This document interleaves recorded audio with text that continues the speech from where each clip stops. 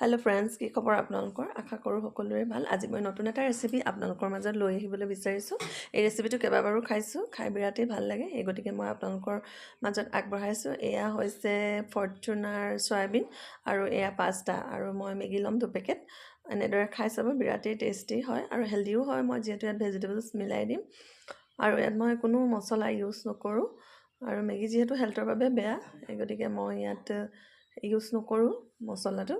আৰু এইখিনি ভালদৰে মই কুহুমীয়া গৰম পানীত তিয়াই ৰাখিম। এইখিনি কুটি লৈছোঁ, কুটি মই কুহুমীয়া গৰম পানীত তিয়াই ৰাখিম। আৰু ভাত আমাৰ যিহেতু প্ৰধান খাদ্য, কিন্তু মোৰ ভাত খাই খাই আমনি লাগিছে, ল'ৰা ছোৱালীকেইটাও খাবলৈ মন নাই যোৱা। সেই গতিকে মই ইয়াত আলুখিনি কুটি দিছোঁ, কবিখিনি কুটি দিছোঁ আৰু চয়াবিনখিনিও ধুনীয়াকৈ বইল কৰি কুটি ল'ম। পাস্তা আৰু চয়াবিন একেলগে বইল কৰি দিম। আৰু মেগীটো মই বইল নকৰোঁ, মেগীটো বইল কৰিলে একেবাৰে লেজুৱা হৈ যায়।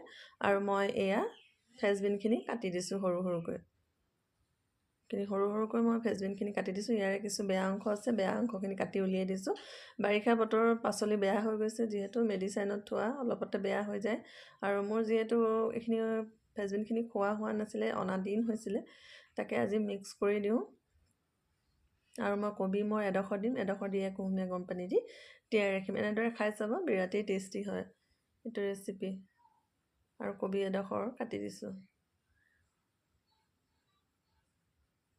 এনেদৰে মিহি মিহিকৈ কুটি দিছোঁ কবিখিনি।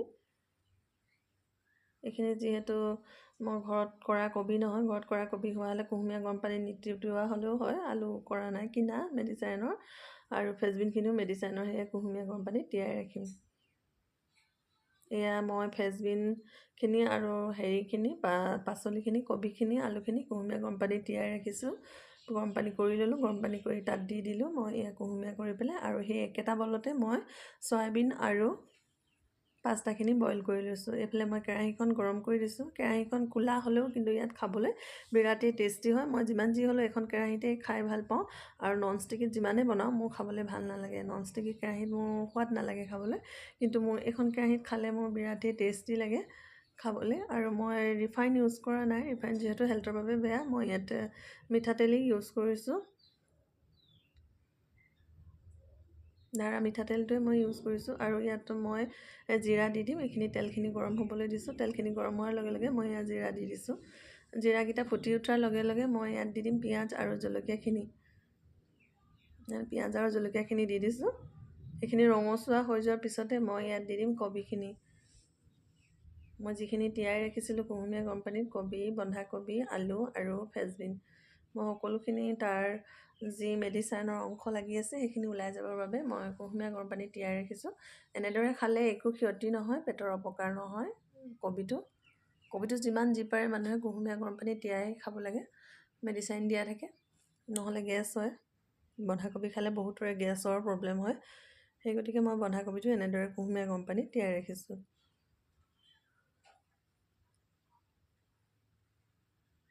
এইখিনি মই ইয়াত দি দিম এতিয়া। ইয়াত দিম মই সোৱাদ অনুসৰি নিমখ আৰু কালাৰৰ বাবে হালধি ইউজ কৰি এইখিনি সিজিব দিম অলপ সময়ৰ বাবে। আৰু মই বইল কৰি ৰখা চয়াবিনখিনি মিহি মিহিকৈ কুটি ল'ম। হালধি দি দিছোঁ কালাৰৰ বাবে, আৰু নিমখ দি দিম সোৱাদৰ বাবে। এইখিনি লৰাই মই এতিয়া ঢাকন মাৰি সিজিব দিম।